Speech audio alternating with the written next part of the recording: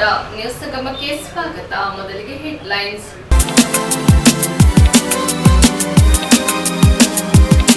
ಹೊಳೆನರಸೀಪುರ ಪಟ್ಟಣದ ಶ್ರೀರಾಮಲಿಂಗ ಚೌಡೇಶ್ವರಿ ಅಮ್ಮನವರ ದೇವರಿಗೆ ಮಾಜಿ ಸಚಿವರಾದ ಎಚ್.ಡಿ. ರೇವಣ್ಣ ಭೇಟಿ ನೀಡಿ ವಿಶೇಷ ಪೂಜೆ ಸಲ್ಲಿಸಿದರು. ಕಾಫಿ ತೋಟಕ್ಕೆ ಬೆಂಕಿ ಬಿದ್ದು 6 ಎಕರೆ ಪ್ರದೇಶದಲ್ಲಿದ್ದ ಕಾಫಿ ಗಿಡಗಳು ಸುಟ್ಟು ಹೋಗಿರುವ ಘಟನೆ ಬೇದೂರು ತಾಲೂಕಿನ ಹಲ್ತರೆ ಗ್ರಾಮದಲ್ಲಿ ನಡೆದಿದೆ. ಆರ್ಪೇಟೆ ತಾಲೂಕಿನ ಪಿಎಲ್ಡಿ ಬ್ಯಾಂಕ್ ಮಾಜಿ ಅಧ್ಯಕ್ಷರು ಹಾಗೂ ಬಿಜೆಪಿ ಮುಖಂಡರಾದ ಕಾಪನಹಳ್ಳಿ ಕಾಂತರಾಜರವರು ಕಾಂಗ್ರೆಸ್ ಪಕ್ಷಕ್ಕೆ ಸೇರ್ಪಡೆಗೊಂಡಿದ್ದಾರೆ.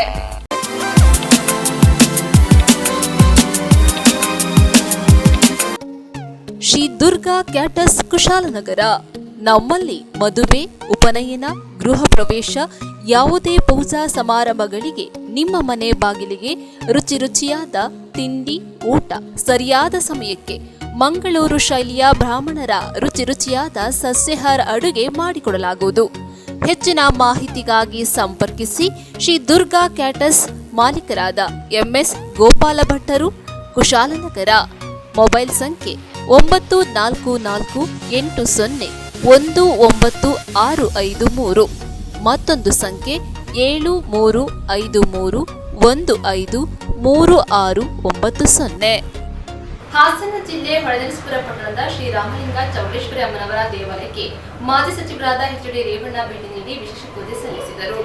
ಹೊಳೆನರಸೀಪುರ ಪಟ್ಟಣದ ಶ್ರೀರಾಮಲಿಂಗ ಚೌಡೇಶ್ವರಿ ಅಮ್ಮನವರ ದೇವಾಲಯದ ಪೂಜಾ ಮಹೋತ್ಸವದಲ್ಲಿ ಭಾಗವಹಿಸಿ ಅಭಿನಂದನೆ ಸ್ವೀಕರಿಸಿದ ರೇವಣ್ಣ, ಹೊಳೆನರಸೀಪುರ ಪಟ್ಟಣದ ಶ್ರೀರಾಮಲಿಂಗ ಚೌಡೇಶ್ವರಿ ಅಮ್ಮನವರ ಉತ್ಸವ ಹಾಗೂ ರಥಸಪ್ತಮಿ ಕಾರ್ಯಕ್ರಮದಲ್ಲಿ ಭಾಗವಹಿಸಿ ದೇವಾಂಗ ಸಮಾಜದ ವಿವಿಧ ಸಾಧಕರಿಗೆ ದೇವಾಂಗ ಪ್ರಶಸ್ತಿ ಪ್ರದಾನ ಮಾಡಲಾಯಿತು. ಇಂದಿನ ಒತ್ತಡದ ಜೀವನದಲ್ಲಿ ಮಾನವರಾದ ನಾವು ದೇವರು ಮತ್ತು ಧರ್ಮದ ಮಾರ್ಗದಲ್ಲಿ ಸಾಗುವುದರಿಂದ ಮನಸ್ಸಿಗೆ ಶಾಂತಿ, ನೆಮ್ಮದಿಯನ್ನು ಸುಲಭವಾಗಿ ಪಡೆಯಬಹುದಾಗಿದೆ. ಸಾಧನೆ ಮಾಡಲು ಕಷ್ಟವಾದರೂ ನ್ಯಾಯ, ನೀತಿ, ಧರ್ಮ ಹಾಗೂ ಸತ್ಯದ ದಾರಿಯಲ್ಲಿ ಸಾಗಿ ಗುರಿ ಮುಟ್ಟಲು ಪ್ರಾಮಾಣಿಕ ಪ್ರಯತ್ನ ಮಾಡೋಣ ಎಂದು ಮನವಿ ಮಾಡಿದರು.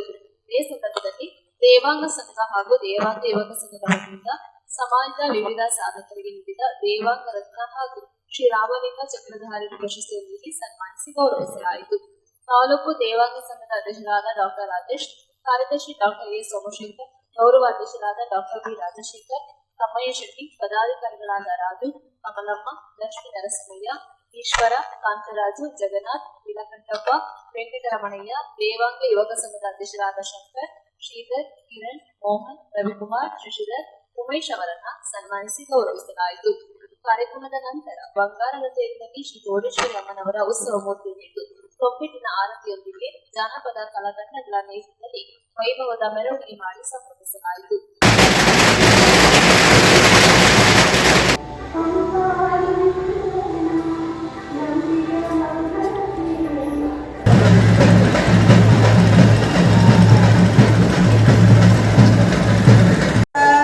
ಕೆಮ್ಮೆಯ ಗಣನಾಥನೇ ಕಾಳಮ್ಮ ನಮ್ಮಮ್ಮ ಶಾರದೆ ಉಮಾ ಮಹೇಶ್ವರಿ ನಮಿಸುತ್ತಾ ಆ ತಾಯಿ ಚೌಡೇಶ್ವರಿಯ ಕೃಪೆ ಆಶೀರ್ವಾದ ನಮ್ಮೆಲ್ಲ ಎಲ್ಲರ ಮೇಲೂ ಇರಲಿ ಅಂತ ಆಶಿಸುತ್ತಾ, ಒಂದು ದಿನ ಯಾವತ್ತೂ ನಾವು ಒಂದು ಜ್ಞಾಪಕ ಇಟ್ಕೊಳ್ತಕ್ಕಂಥ ಒಂದು ದಿನ. ನಾವು ನೂತನವಾಗಿ ಚೌಡೇಶ್ವರಿ ದೇವಸ್ಥಾನನ ಎಲ್ಲರ ಒಂದು ಸಹಕಾರದಿಂದ, ಪ್ರತಿಯೊಬ್ಬರ ಒಂದು ಸಹಕಾರದಿಂದ ನಾವಿವತ್ತು ದೇವಸ್ಥಾನನ ಮಾಡಿ ಮೊದಲ ಬಾರಿಗೆ ನಾವು ಇವತ್ತು ರಥಸಪ್ತಮಿ ಮಾಡ್ತಾ ಇದ್ದೇವೆ. ಈ ಕಾರ್ಯಕ್ರಮನ ಚೌಡೇಶ್ವರಿಯ ಒಂದು ಉತ್ಸವನ ಇವತ್ತು ಮಾಡ್ತಾ ಇದ್ದೇವೆ. ಕಳೆದ ಸತತ 3 ವರ್ಷದಿಂದ ನಾವು ದೇವಸ್ಥಾನ ಇಲ್ಲದೇ ಇರೋದ್ರಿಂದ ಮಾಡೋಕ್ಕಾಗಿರ್ಲಿಲ್ಲ. ಈ ಸಲ ನಾವು ಅದ್ಧೂರಿಯಾಗಿ ನಾವು ಈ ಒಂದು ಕಾರ್ಯಕ್ರಮನ ಮಾಡ್ತಾ ಇದ್ದೇವೆ. ಮತ್ತು ಆ ಕಾರ್ಯಕ್ರಮದ ಜೊತೆಗೆ ಈ ಒಂದು ದೇವಸ್ಥಾನ ಕಟ್ತಕ್ಕಂಥದ್ದು ಅಷ್ಟು ಸುಲಭವಾದ ಒಂದು ಕೆಲಸ ಅಲ್ಲ. ಇದರಲ್ಲಿ ಎಲ್ಲರೂ ಸಹ ಹಿರಿಯರು, ಕಿರಿಯರು ಎಲ್ಲರೂ ಸಹ ಇದಕ್ಕೆ ಸಹಕಾರ ಕೊಟ್ಟು ಒಂದು ದೇವಸ್ಥಾನನ ನಾವು ಗುರುತಿಸಿ ಮತ್ತು ವಿವಿಧ ಕ್ಷೇತ್ರಗಳಲ್ಲಿ ಅವರ ಸಾಧನೆ ಮಾಡಿರ್ತಕ್ಕಂಥದ್ದನ್ನ ಗುರುತಿಸಿ ನಮ್ಮ ಸಮಾಜದಿಂದ ಅವರಿಗೆ ಈ ಒಂದು ಸನ್ಮಾನ ಮಾಡಬೇಕು ಅಂತ ಹೇಳ್ಬಿಟ್ಟು ನಾವು ಕಾರ್ಯಕಾರಿ ಮಂಡಳಿನಲ್ಲಿ ನಿರ್ಧಾರ ಮಾಡಿ ಶೆಟ್ರು, ರಾಜಶೇಖರ್ ಅವರು, ರಾಜು ಮಾಸ್ಟರು, ನಮ್ಮ ಯುವ ಸಂಘದ ಅಧ್ಯಕ್ಷರು, ಕಾರ್ಯದರ್ಶಿ ಮಾಡಿ ಈ ಒಂದು ಕೆಲಸದಲ್ಲಿ ಕೈ ಜೋಡಿಸಿ ಯಶಸ್ವಿಯಾಗಿ ಮಾಡಿಕೊಟ್ಟಿದ್ದೀರಾ. ಈ ಕಾರ್ಯಕ್ರಮ ಇನ್ನೂ ಸಹ ಮುಂದಿನ ದಿನಗಳಲ್ಲಿ ಇನ್ನೂ ಬುದ್ಧಿನಲ್ಲಿ ಇರಲಿ ಅಂತ ಹೇಳಿ ನಾನು ಮಾತು ಮುಗಿಸ್ತೇನೆ. ಪ್ರವೀಣ್ ಆಗಿರ್ಬೋದು, ಉಮೇಶ್ ಆಗಿರ್ಬೋದು, ಶ್ರೀಧರ್ ಆಗಿರ್ಬೋದು, ಇವರೆಲ್ಲ ಶ್ರೀ ಇವರೆಲ್ಲ ತುಂಬಾ ಅಚ್ಚುಕಟ್ಟಾಗಿ ಬಂದು ಮಾಡಿ ಏನೇ ಒಂದು ದೇವರ ಸಂಘದ ಕಾರ್ಯಕ್ರಮ ನಡೆಯೋದಕ್ಕೆ ಯುವಕರು ಮುಖ್ಯ. ಯುವಕರು ಏನೇ ಒಂದು ಫೋನ್ ಮಾಡಿ ಒಂದು ಮೆಸೇಜ್ ಹಾಕಿದ್ರು ಎಲ್ಲ ಬಂದು ಸಹಕಾರ ನೀಡಿ ಈ ಕಾರ್ಯಕ್ರಮ ಯಶಸ್ವಿ ಮಾಡಿ ಕೊಡ್ತಾರೆ. ಹಿಂಗೆ ನಮ್ಮ ಸ್ನೇಹಿತರು ನಾಗೂ ಇರ್ಬೋದು, ತಮ್ಮ ಶೆಟ್ರು ನಾಗೂ ಇರ್ಬೋದು, ರವಿ ಇರ್ಬೋದು, ನಾವೇನೇ ಕೇಳಿದ್ರು ಸಹಾಯ ಮಾಡ್ತಾರೆ. ಅವರು ತುಂಬಾ ಉತ್ತಮ ಧನ್ಯವಾದ ಮಾಡ್ತಾರೆ.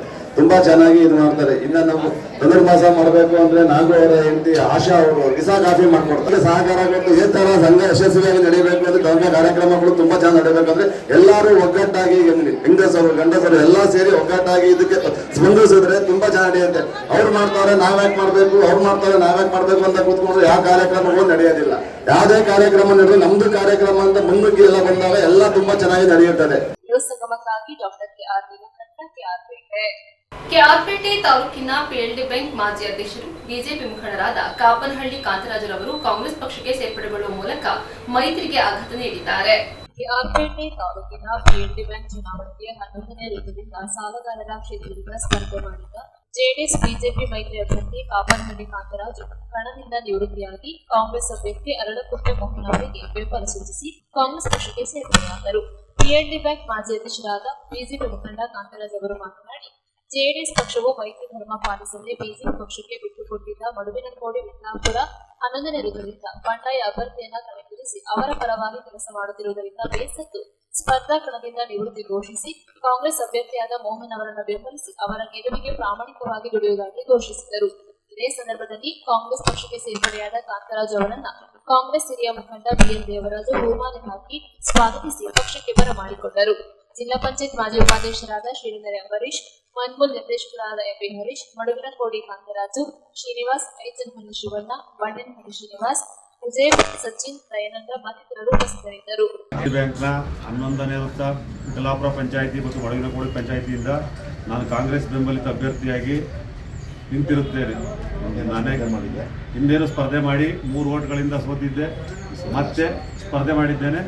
ನನ್ನ ಎದುರಾಳಿಯಾಗಿ ನಿಂತಿದ್ದಂಥ ಕಾಂತರಾಜ್ ಅವರು ಬಿಜೆಪಿ ಮತ್ತು ಜೆಡಿಎಸ್ ಮೈತ್ರಿ ಅಭ್ಯರ್ಥಿಯಾಗಿದ್ದು ಅಲ್ಲಿ ಅವರಿಗೆ ಸಹಕಾರ ಕೊಡದೇ ಇರೋದ್ರಿಂದ ಬೇಸತ್ತು ಕಣದಿಂದ ನಿವೃತ್ತಿಗೊಂಡು ನನ್ನ ಗೆಲುವಿಗೆ ಮನಸ್ಫೂರ್ತಿಯಾಗಿ ಸಹಕಾರ ಕೊಡೋದಾಗಿ ಹೋರಾಟ ಕೊಡೋದಾಗಿ ಚಿಹ್ನೆ ಗ್ಯಾಸ್ ಸಿಲಿಂಡರ್ಗೆ ಬೆಂಬಲಿಸಿ ನನ್ನನ್ನು ಗೆಲ್ಲಿಸೋದಕ್ಕೆ ಶತಪ್ರಯತ್ನ ಪಡೋದಾಗಿ ಮತ್ತು ಕಾಂಗ್ರೆಸ್ ಪಾರ್ಟಿಗೆ ಸಿದ್ಧಾಂತಗಳನ್ನು ಒಪ್ಪಿ ಮತ್ತೆ ಸೇರ್ಪಡೆಯಾಗಿರುತ್ತಾರೆ.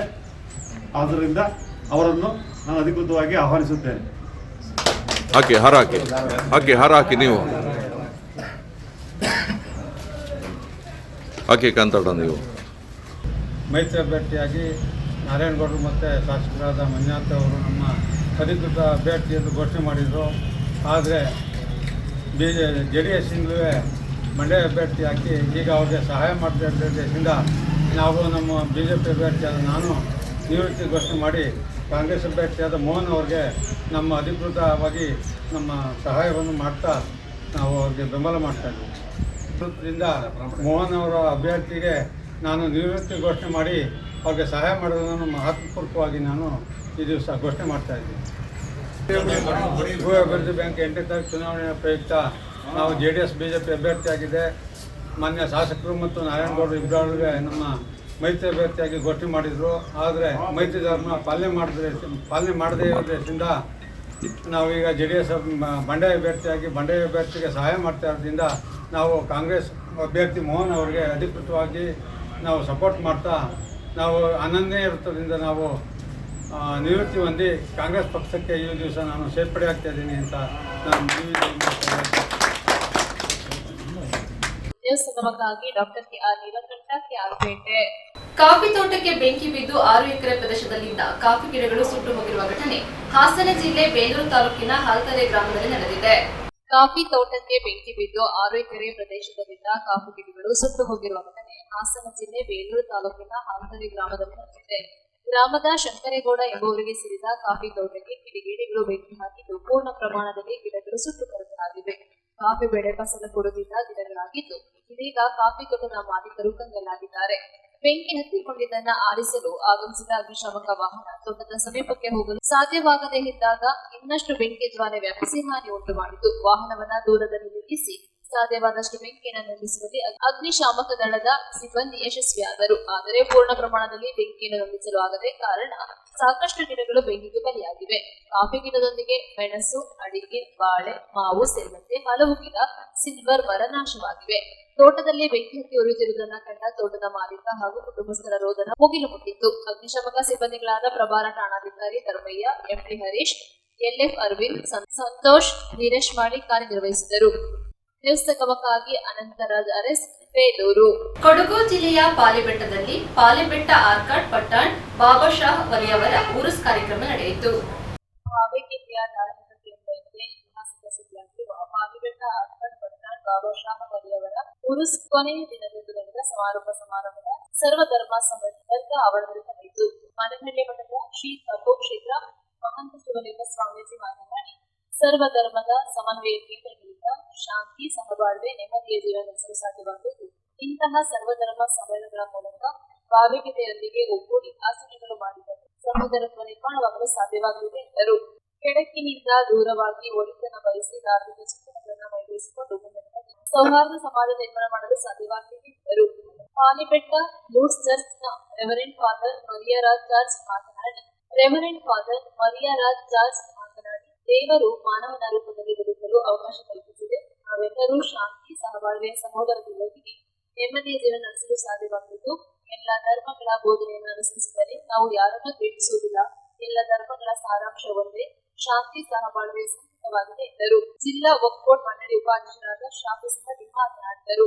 ಜುಮ್ಮಾ ಮಸೀದಿಯ ಅಧ್ಯಕ್ಷರಾದ ಪಿಕೆ ಇಸ್ಮಾಯಿಲ್ ಹಾಜಿ ಅವರ ಅಧ್ಯಕ್ಷತೆ ನಡೆದ ಸಮಾರಂಭದಲ್ಲಿ ಮಾಜಿ ಜಿಲ್ಲಾ ಪಂಚಾಯತ್ ಸದಸ್ಯರಾದ ಮುಕ್ಕೊಂಡ ವಿ ಸುಬ್ರಹ್ಮಣಿ, ಪಾಲಿಬೆಟ್ಟ ಪಿಎಸ್ಎಸ್ಎನ್ ಅಧ್ಯಕ್ಷ ಅಜಿತ್ ಕರುಮಯ್ಯ, ವಕ್ಫ್ ಜಿಲ್ಲಾ ಅಧ್ಯಕ್ಷ ಪಿಎಂ ಹಕೀಂ, ಮಾಜಿ ಅಧ್ಯಕ್ಷರಾದ ಕೆಎ ಯಾಕೂಬ್, ಮಾಜಿ ಜಿಲ್ಲಾ ಪಂಚಾಯತ್ ಸದಸ್ಯರಾದ ಪಿಎಂ ಅಬ್ದುಲ್ ಲತೀಫ್, ಗ್ರಾಮ ಪಂಚಾಯತ್ ಸದಸ್ಯರಾದ ಅಬ್ದುಲ್ ನಾಸರ್, ವೆಂಕಟೇಶ್, ಜುಮ್ಮಾ ಮಸೀದಿ ಕಮಿಟಿ ಉಪಾಧ್ಯಕ್ಷರಾದ ಸೈನುದ್ದೀನ್, ಕಾರ್ಯದರ್ಶಿ ಸಮೀರ್ ಮುನ್ನಾ, ಸಹ ಕಾರ್ಯದರ್ಶಿ ಫಜಲ್ ರೆಹಮಾನ್, ಪಂಚಾಯತ್ ಅಭಿವೃದ್ಧಿ ಅಧಿಕಾರಿ ವಿಶ್ವನಾಥ್, ಜುಮ್ಮಾ ಮಸೀದಿ ಖತೀಬ್ ಜುಬೇರ್ ಸಕಾಫಿ ಸೇರಿದಂತೆ ಭಕ್ತರು ಹಾಜರಿದ್ದರು. ನಮ್ಮ ಅವಶ್ಯಕತೆಗೆ ಮೀರಿ ಅತಿಯಾಸೆಯಿಂದ ಅದನ್ನು ನಾವು ಕೆಡಿಸದೇನೆ ನಮ್ಮ ಪ್ರಕೃತಿಯನ್ನು ನಾವು ಸುಂದರವಾಗಿ ಇಟ್ಟುಕೊಳ್ತಾ ಎಷ್ಟು ನಮಗೆ ಅವಶ್ಯಕತೆ ಇದೆಯೋ ಅಷ್ಟನ್ನೇ ನಾವು ಈ ಪ್ರಕೃತಿಯನ್ನು ಬಳಸ್ತಾ ನಾವು ಪರಮಾತ್ಮನ ಒಂದು ಸ್ಮರಣೆಯಲ್ಲಿ ಇದ್ದು ಒಳ್ಳೆಯ ಜೀವನವನ್ನು ನಡೆಸಿ. ಈಗ ಮೊದಲು ಮಾತನಾಡಿದವರು ಹೇಳಿದರು, ನನಗೆ ಮಲಯಾಳಂ ಅಷ್ಟಾಗಿ ಬರೋದಿಲ್ಲ, ಆದರೂ ನನಗೆ ಮಲಯಾಳಂ ಬರೋದಿಲ್ಲ, ಆದ್ರೆ ಅವ್ರು ಹೇಳೋದು ಅರ್ಥ ಆಗ್ತಾ ಇತ್ತು. ಏನು ಅರ್ಥ ಆಗ್ತಾ ಇತ್ತಪ್ಪ ಅಂದರೆ ಅವ್ರು ಹೇಳ್ತಾ ಇದ್ರು, ನಾವು ಉಪಕಾರ ಮಾಡದೆ ಹೋದ್ರೆ ಅಷ್ಟೇ ಹೋಯ್ತು, ಉಪದ್ರವ ಕೊಡಬಾರ್ದು ಅಂತ. ಉಪದ್ರವ ಅಂತಂದ್ರೆ ತೊಂದರೆ ಕೊಡಬಾರ್ದು ಅಂತ. ನಾವು ಉಪಕಾರ ಮಾಡ್ತೀವೋ ಬಿಡ್ತೀವೋ ಅದು ಬೇರೆ ಪ್ರಶ್ನೆ. ಇವನಿಗೆ ಒಳ್ಳೇದು ಯಾರೋ ಇನ್ನೊಬ್ಬನಿಗೆ ಒಳ್ಳೇದು ಮಾಡೋದು ಬಿಡೋದು ಅದು ಮುಂದಿನ ವಿಷಯ. ಆದರೆ ಉಪದ್ರವ ಕೊಡದಂಗೆ ಬದುಕೋದಿದೆಯಲ್ಲ ಅದೇ ಮಹಾನ್ ಧರ್ಮ. ನಾವು ಯಾವ ಉಪದ್ರವವನ್ನು ಕೊಡದೇನೆ ನಮ್ಮ ಜೀವನವನ್ನು ನಾವು ಸುಂದರವಾಗಿ ಕಟ್ಕೊಂಡು ಇನ್ನೊಬ್ಬರ ಜೀವನವನ್ನು ಸುಂದರವಾಗಿ ಕಟ್ಕೊಳ್ಳಿಕ್ಕೆ ಉಪದ್ರವ ಕೊಡದೇ ಇದ್ರೂ ಸಾಕು. ಅವನು ಬದುಕ್ತಾನೆ, ನಾನು ಬದುಕ್ತೀನಿ ಅಂತಕ್ಕಂತಹ ಒಂದು ಸುಂದರವಾದ ವಿಷಯವನ್ನು ನಾವೆಲ್ಲರೂ ಕೂಡ ಪ್ರತಿ ಕ್ಷಣವೂ ಮನಸ್ಸಿನಲ್ಲಿ ಇಟ್ಕೊಳ್ಬೇಕಾದಂತಹ ವಿಷಯ. ನಮ್ಮಲ್ಲಿ ಉತ್ತರ ಕರ್ನಾಟಕದಲ್ಲಿ ನಮ್ಮ ತಾಯಿಯ ತವ್ರ ಮನೆ, ಅಜ್ಜಿ ಮನೆ ದೇವರು, ನಮ್ಮ ಮನೆ ದೇವರು ಅಂತ ಹೇಳ್ತಾರೆ ಶಿರಹಟ್ಟಿ ಫಕೀರೇಶ್ವರರು. ಫಕೀರೇಶ್ವರರು ಅವರು ಹೀಗೇನೆ ಇದೇ ತರ ಗುರುಗಳು ಗದ್ದಿಗೆ ಅಲ್ಲಿ ನಿತ್ಯ ನಮಾಜು ಆಗುತ್ತೆ, ಮತ್ತೆ ರುದ್ರಾಭಿಷೇಕ ಪೂಜಾದಿಗಳು ಕೂಡ ನೆರವೇರುತ್ತೆ. ಅಂತಹ ಭಾವೈಕ್ಯತಾ ಸ್ಥಳ ಅದು. ಆದ್ರಿಂದ ಇಂಥ ಮಹಾತ್ಮರ ಸನ್ನಿಧಾನದಲ್ಲಿ ನಾವು ಹೆಚ್ಚು ಹೆಚ್ಚು ಮಾತನಾಡೋದಕ್ಕಿಂತ ಅವರ ಒಂದು ಕರುಣೆ ನಮ್ಮ ಮೇಲೆ ಇರಬೇಕಪ್ಪ ಅಂತ ಹೇಳಿ, ಈಗ ನೋಡಿ ಸಾಮಾನ್ಯರು ಎಲ್ಲರೂ ಎಷ್ಟು ಜನ ಇಲ್ಲಿ ಸೇರಿದ್ದಾರೆ, ಎಷ್ಟು ರಾಶಿ ಜನ ಇಲ್ಲಿ ಸೇರಿದ್ದಾರೆ. ಅವರೆಲ್ಲರ ಮನಸ್ಸಿನಲ್ಲಿಯೂ ಒಂದೇ ಒಂದು ಉದ್ದೇಶ, ಅವರ ದರ್ಶನ ಮಾಡಬೇಕು, ಅವರ ಒಂದು ಆಶೀರ್ವಾದ ನಾವು ಪಡೆಯಬೇಕು, ನಾವು ಉದ್ಧಾರ ಆಗ್ಬೇಕು.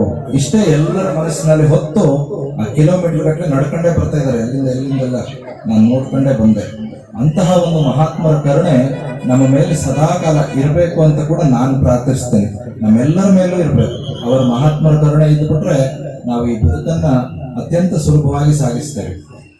ಕಬೀರ್ ದಾಸರು ಒಂದು ಮಾತನ್ನ ಹೇಳ್ತಾರೆ, ಗುರು ಗೋವಿಂದ ದೋಹು ಕಡೆ ಕಾಕೆ ಲಾಗೋ ಪಾಯಿ, ಗುರು ಕೋ ಪ್ರಣಾಮ್ ಕರೆ ಗೋವಿಂದ ಕೋ ಪಾಯಿ.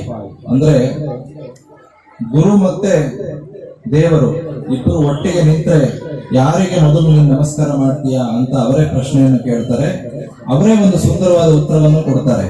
ನಾನು ದೇವರಿಗೆ ನಮಸ್ಕರಿಸುವುದಕ್ಕಿಂತ ಮೊದಲು ಗುರುವಿಗೆ ನಮಸ್ಕರಿಸ್ತೇನೆ, ಮಹಾತ್ಮರಿಗೆ ನಮಸ್ಕರಿಸ್ತೇನೆ.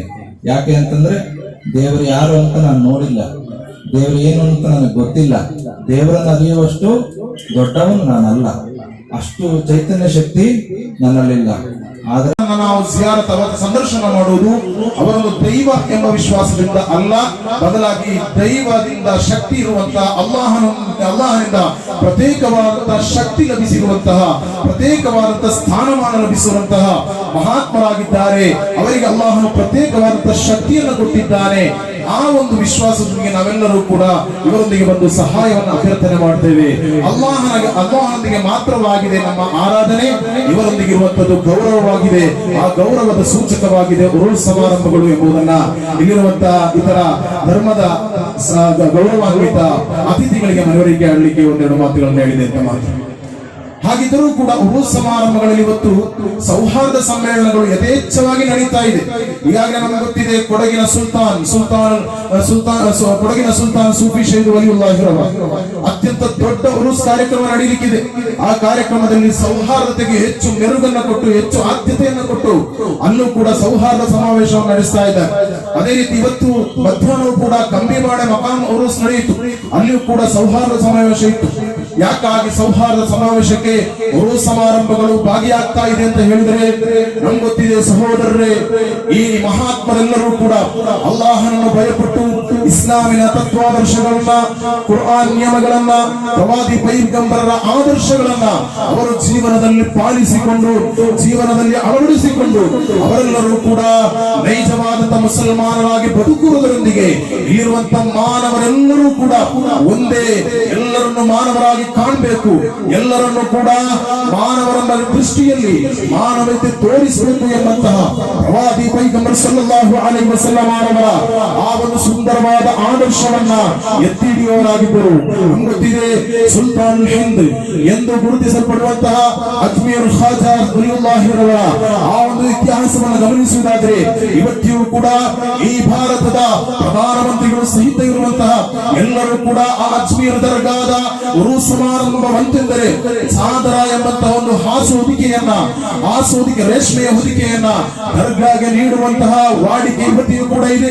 ಯಾಕಾಗಿ ಅಜ್ಮೀರ್ ಖಾಜಾ ಸುಲ್ತಾನ್ ಹಿಂದ್ ಮುঈನುದ್ದೀನ್ ಚಿಶ್ತಿ ಅಜ್ಮೀರಿ ಎಂದು ಗುರುತಿಸಲ್ಪಟ್ಟಂತಹ ಆ ಮಹಾತ್ಮರನ್ನ ಇವತ್ತು ಕೂಡ ಎಲ್ಲರೂ ಗೌರವಿಸ್ತಾರೆ ಅಂತ ಕೇಳಿದ್ರೆ, ಮಹಾತ್ಮರು ಭಾರತಕ್ಕೆ ಬಂದು ಇಲ್ಲಿರುವಂತಹ ಹಿಂದೂ, ಇಲ್ಲಿರುವಂತಹ ಮುಸಲ್ಮಾನ, ಇಲ್ಲಿರುವಂತಹ ಕ್ರೈಸ್ತ ಎಲ್ಲರನ್ನು ಕೂಡ ಮಾನವೀಯತೆಯ ದೃಷ್ಟಿಯಿಂದ ಸಹಾಯ ಮಾಡಿದಂತ ಇತಿಹಾಸ ಅವರ ಜೀವನದಲ್ಲಿ ಕಾಣಬಹುದು. ಅಂದರೆ ಇಸ್ಲಾಮಿನ ಸುಂದರವಾದಂತಹ ಆದರ್ಶವನ್ನ, ವಿಶ್ವಾಸವನ್ನ, ನಂಬಿಕೆಯನ್ನು ಪಾಲಿಸುವುದರ ಜೊತೆಗೆ ಅವರೆಲ್ಲರೂ ಕೈಗೊಂಡಂತಹ ಒಂದು ತತ್ವವಾಗಿತ್ತು ಪ್ರವಾದಿ ಪೈಗಂಬರು ಕಲಿಸಿಕೊಟ್ಟಂತಹ ತತ್ವ. ಅದೇನಂತ ಹೇಳಿದ್ರೆ, ನೀನು ಎಲ್ಲರನ್ನು ಗೌರವಿಸಬೇಕು, ಎಲ್ಲರನ್ನು ನೀನು ಗೌರವಿಸಬೇಕು, ಪ್ರೀತಿ ಮಾಡಬೇಕು ಎಂಬಂತಹ ಇಸ್ಲಾಮಿನ ಸುಂದರವಾದಂತಹ ತತ್ವವನ್ನು ಪಾಲಿಸಿ ಬರುತ್ತಿದ್ದಂತ ಆ ಮಹಾನ್ನತರಿಗೆ ನಾವು ವಲಿ ಎನ್ನುತ್ತಾರೆ, ಔಲಿಯಾಗಳು ಎನ್ನುತ್ತೇವೆ. ಮಹಾನಾದ ಮುಹಮ್ಮದ್ ರಸೂಲುಲ್ಲಾಹಿ ಸಲ್ಲಲ್ಲಾಹು ಅಲೈಹಿ ವಸಲ್ಲಂ ಅವರೊಂದಿಗೆ, ಪ್ರವಾದಿಗಳೊಂದಿಗೆ ಅವರ ಅನುಯಾಯಿ ಬಂದು ಕೇಳ್ತಾರೆ, ಜನರಲ್ಲಿ ಅತ್ಯಂತ ಶ್ರೇಷ್ಠರು ಯಾರು ಪ್ರವಾದಿಗಳೇ? ಮನ್ ಅಫ್ಲಲ್ ಯಾ ರಸೂಲಲ್ಲಾಹ್, ಜನರಲ್ಲಿ ಅಫ್ಲಲ್ ನಾಸ್ ಯಾ ರಸೂಲಲ್ಲಾಹ್, ಜನರಲ್ಲಿ ಅತ್ಯಂತ ಶ್ರೇಷ್ಠರು ಯಾರು ಅಂತ ಕೇಳಿದಾಗ ಪ್ರವಾದಿ ಪೈಗಂಬರರು ಕೊಟ್ಟಂತ ಉತ್ತರ ಅಂಫುನ್ ನಾಸ್, ಜನರಿಗೆ ಉಪಕರಿಸುವಂತಹ, ಜನರಿಗೆ ಉಪಕಾರ ಮಾಡುವಂತಹ, ಜನರಿಗೆ. ಅಲ್ಲಿ ನಾವು ಆ ಪದವನ್ನ ಅತ್ಯಂತ ಸ್ಪಷ್ಟವಾಗಿ ಗಮನಿಸುವುದಾದರೆ ಮುಸಲ್ಮಾನನಿಗೆ ಉಪಕರಿಸುವವರು ಅಂತ ಹೇಳಿಲ್ಲ, ಜನರಿಗೆ ಅಂತ ಹೇಳುವಾಗ ಅಲ್ಲಿ ಮುಸಲ್ಮಾನನಿರಬಹುದು, ಯಹೂದನಿರಬಹುದು, ಹಿಂದೂ ಇರಬಹುದು, ಕ್ರೈಸ್ತನಿರಬಹುದು, ಯಾವುದೇ ಧರ್ಮದವನಾಗಿದ್ದರೂ ಈ ಧರ್ಮವನ್ನೇ ವಿಶ್ವಾಸವಿರಿಸಿದ ನಾಸ್ತಿಕನಾಗಿದ್ದರೂ ಕೂಡ ಆ ಮನುಷ್ಯ ಗಣದಲ್ಲಿ ಅವನು ಬರುತ್ತಾನೆ.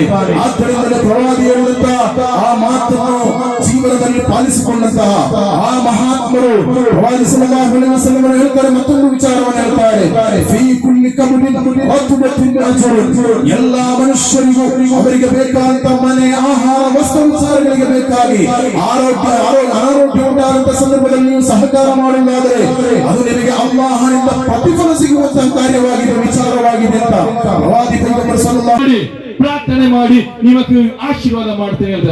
ಆಗ ಅವನು ಹೇಳ್ತಾನೆ, ದೇವರೇ ನನ್ನ ಒಂದು ಕಣ್ಣನ್ನು ಕಿತ್ತುಬಿಡಿ. ಅರ್ಥ ಏನು? ನಾನು ಒಂದು ಕಣ್ಣು ಹೋಗಲಿ ಪರವಾಗಿಲ್ಲ, ನನ್ನ ಜೊತೆಗಿರುವ ನನ್ನ ಸಹೋದರ ಕಣ್ಣು ಎರಡು ಹಾಳಾಗಬೇಕು. ಹೌದು ಪ್ರಿಯರೇ, ಇದೇ ನಮ್ಮ ಜೀವನ. ನಾವು ಯಾವತ್ತು ಮನುಷ್ಯತ್ವವನ್ನು ಬಿಟ್ಟು ನಮ್ಮ ಜೊತೆಗಿರುವವನ್ನು ಪ್ರೀತಿ ಮಾಡಿಲ್ವೋ ನಾವು ಯಾವ ದೇವರ ಮುಂದೆ ನಿಲ್ಲಕ್ಕಾಗಲ್ಲ. ಯಾಕಂದ್ರೆ ಸ್ವಾಮೀಜಿ ಹೇಳಿದ್ದಾರೆ, ಮುಂದೆ ಮಾತಾಡಿದ, we have not seen God in our face. ನಾವು ನಮ್ಮ ದೇವರನ್ನು, ನಮ್ಮ ಸೃಷ್ಟಿ ಮಾಡಿದ ದೇವರನ್ನು ನಮ್ಮ ಕಣ್ಣಾರೆ ಯಾರು ನೋಡಿಲ್ಲ, ನೋಡೋದಕ್ಕೂ ಸಾಧ್ಯ ಇಲ್ಲ. That is why God created each and every one of us. ಅದಕ್ಕೆ ದೇವರು ನಮ್ಮನ್ನು ಸೃಷ್ಟಿ ಮಾಡಿ ಈ ತೋಳಿ ಬೆಟ್ಟದಲ್ಲಿ ಕಲಿಸಿದ್ದಾರೆ. ಕಾರಣ ಏನಂದ್ರೆ, ದೇವರ ಮೇಲೆ ತೋರಿಸೋ ಪ್ರೀತಿಯನ್ನು ನಾವು ಏನ್ ಮಾಡ್ಬೇಕಾಯ್ತು, ನಮ್ಮ ಜೊತೆಗಿರುವ ಎಲ್ಲಾ ಜನರ ಮೇಲೆ ಆ ಪ್ರೀತಿಯನ್ನು ತೋರಿಸೋ ಸಮಯದಲ್ಲಿ ದೇವಸ್ಥಾನಕ್ಕಾಗಿ ಮೋಕ್ಷದ ನೀವು ಶಾಮಕದರ. ಕೊನೆಯಲ್ಲಿ ಮತ್ತೊಮ್ಮೆ ಹೆಡ್ಲೈನ್ಸ್.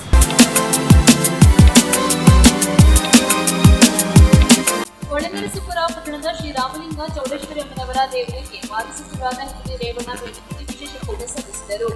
ಕಾಫಿ ತೋಟಕ್ಕೆ ಬೆಂಕಿ ಬಿದ್ದು 6 ಎಕರೆ ಪ್ರದೇಶಗಳಿಂದ ಕಾಫಿ ಗಿಡಗಳು ಸುಟ್ಟು ಹೋಗಿರುವ ಘಟನೆ ಬೇದೂರು ತಾಲೂಕಿನ ಹಲ್ತರೆ ಗ್ರಾಮದಲ್ಲಿ ನಡೆದಿದೆ.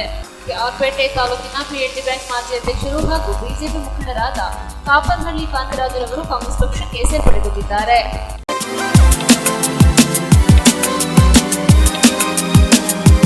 ಇಲ್ಲಿಗೆ ಸಂಗಮ ಮುಕ್ತಾಯವಾಯಿತು. ಸುದ್ದಿ ಮಾಹಿತಿ ಮನೋರಂಜನೆಗಾಗಿ ನೋಡ್ತಾ ಇರಿ ಸಂಗಮ ಟಿವಿ. ವಂದನೆಗಳೊಂದಿಗೆ ಸುಪ್ರೀತಾ ಎಲ್ಲೆ.